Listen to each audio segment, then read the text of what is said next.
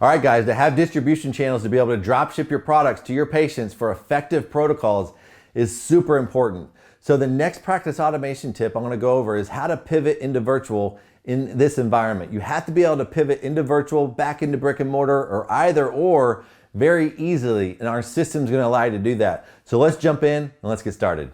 All right, guys, so practice automation tip number 5, pivot into virtual easily. So in today's day and age, we have to have a business model that can work brick and mortar, that can work virtual. You can do both. You can do one or the other. We have to be able to pivot on a dime because nowadays, there's a lot of virtual programs out there that say, hey, we'll teach you how to do virtual, but then you're stuck with building all the content, building all the videos, building the programs, building the distribution processes, creating the products.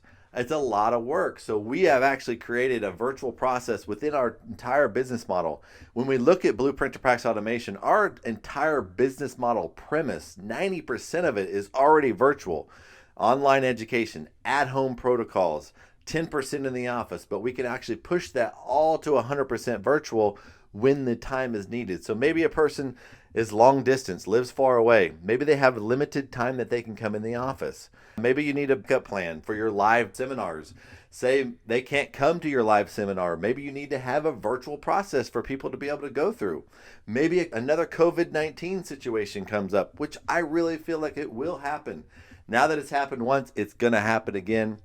We have to be ready as a business to be able to pivot and be able to act and turn on a dime and be able to be in a situation to operate our business with no interruption. So when we look at that, we have to have a flexible model. So with our model, you can be brick and mortar, and 90% of that brick and mortar model that we already have is 90% of it's already virtual, online and at home.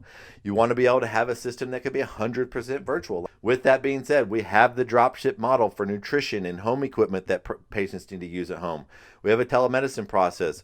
We have a virtual video webinar and ROF. So you can play our videos, our webinars, our seminars, and our ROF videos and consultation education videos virtually. You can actually communicate with your patients with our patient education system where you can educate them every day online. They can even communicate with them. They can log all their food, water intake, activity. They can journal online. They can even submit questions and you can answer them real time from your home, from your office, from your vacation, whatever it may be. It's all set for you. And you have an accountability system built into that. So you can keep your patients accountable. You can track them. You can remind them of the tasks they're supposed to be doing at home. So the whole model is already built, it's ready to use when you need it. Some of our doctors want to do everything brick and mortar, but the majority of his stuff's online and at home already.